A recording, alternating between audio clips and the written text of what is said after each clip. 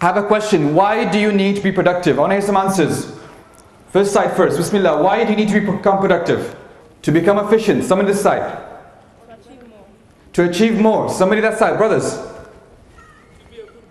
To be a good Muslim. Somebody else. Yes, sir. To survive. To survive. All right. Someone else. Achieve more with little effort.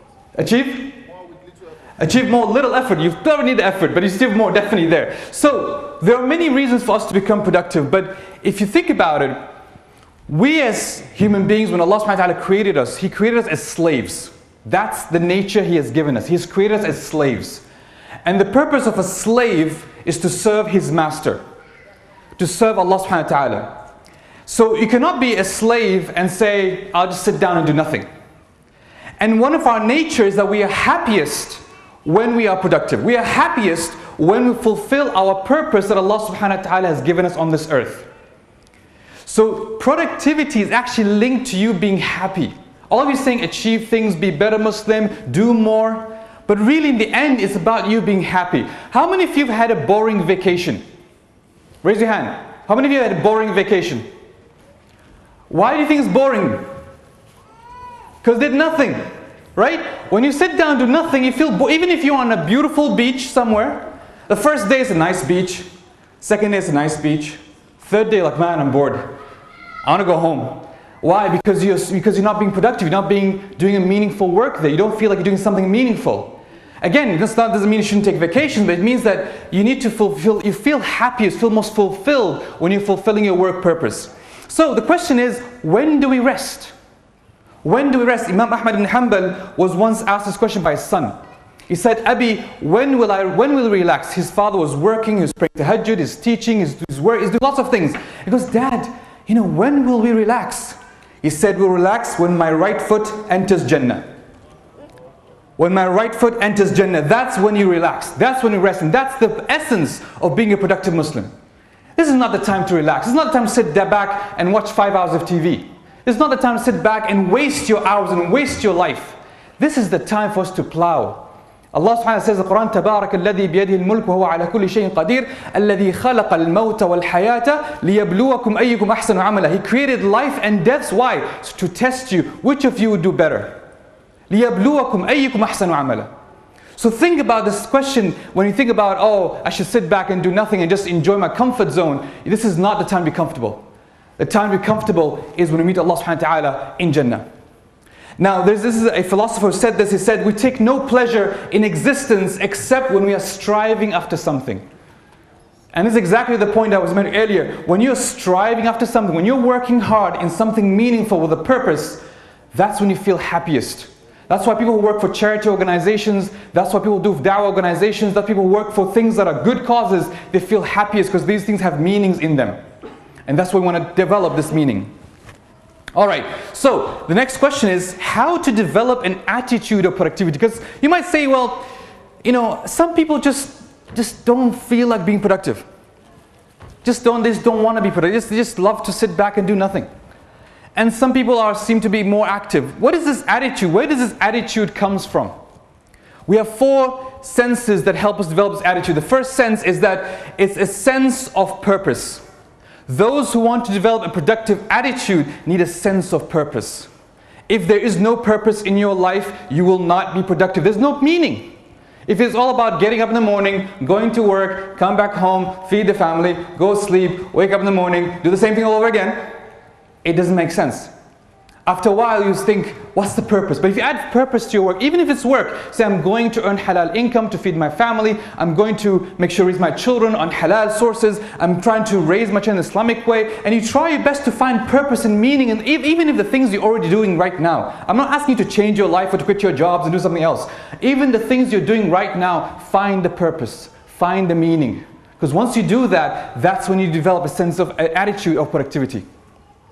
The second one is a sense of urgency. When you think you have all the time in the world, guess what? You won't be productive. And this is a special problem, and excuse me guys, young guys, youth, the kids in the room, this is a problem with you guys. You feel, we have all the time in the world. We're young. How many young people died before they reached the age of 15?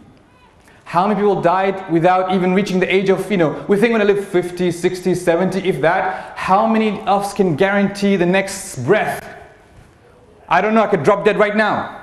Wallahu a'lam. We don't know exactly when we're going to drop dead, so there should be a sense of urgency. A sense that life is short. Even if you live till 60, how many years is that? The first 20 years you spent trying to educate yourself. The next 10 years trying to figure out where your life is going. And then you only have 20-30 years where you actually do any meaningful work. So it's only a few years. A few years of your life where you actually do anything of meaning. So it should be a sense of urgency. You have no time. There is no time. We don't know when we're going to die, and there is no time for us to make real impact on this world. Thirdly, a sense of gratitude. When Allah subhanahu wa ta'ala has given you all these blessings, He has given you Islam is the number one blessing. He has given you the Quran, He has given you Salah, He has given you parents, He has given you a home, He has given you a house, a family, income, He's given you peace in your heart. Shouldn't the least thank you is that you should use those blessings for His sake and work hard to be productive? Isn't that the least thank you we could do? So it's a small thank you. That sense of gratitude should drive you to become productive. Every time you think, I don't know, I don't want to do this anymore. Think about the gratitude. You know what? I've been given all these blessings. I should use these blessings for Allah subhanahu wa ta'ala's sake. And finally, a sense of purpose, sense of service, A sense of service that you're here to serve others.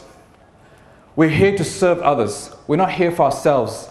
As I said, let's not be selfish, right? Unfortunately, we've lived now a life where as long as I'm happy, as long as my family is happy, as long as I have income for myself, as long as things are good, alhamdulillah. I won't step out of my zone. I won't be socially productive. We give charity sometimes to make us feel good.